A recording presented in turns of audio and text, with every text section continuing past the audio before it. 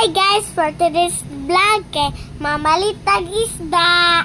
Tapos namili ra ko diri daghan kay paborito nako na isda.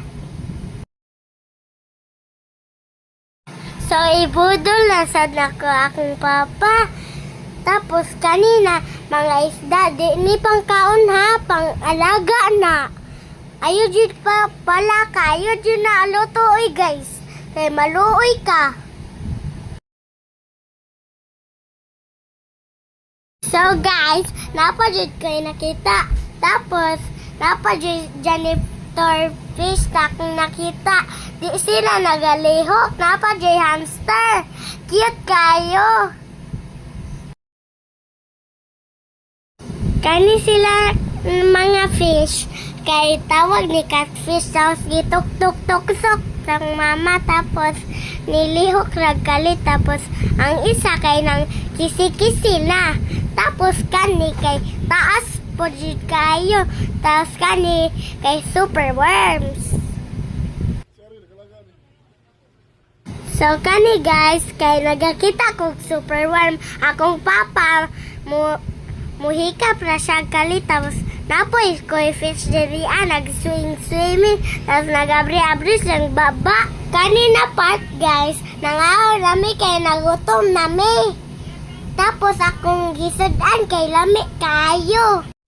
Karon akong gipili guys kay akong lamian na pagkaon sa McDo. Kani guys, paspas ra ko kaon kay para magamalit mig paborito na mo na isda tapos nagawin pa jud kog fry sa game. Pa jud. Tapos ibalik mig pet ko kay mamalit mig aquarium. Tapos napajud ko nakita isda.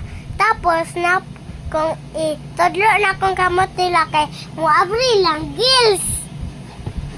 So kani guys, namalit na mig aquarium sang isda. Tapos mobalik namin sa pet store katong ang giadtuan kanina kay palito na namang isda na akong gipili.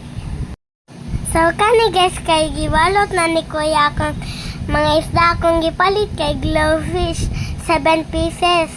Tapos amo na ning dalon sa balay oy kay malipay nako ibutan sa akong aquarium.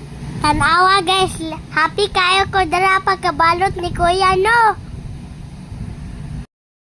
Dali asad ug balot ya oy kay excited nako ibutang sa akong aquarium. Lipay nagari ko mga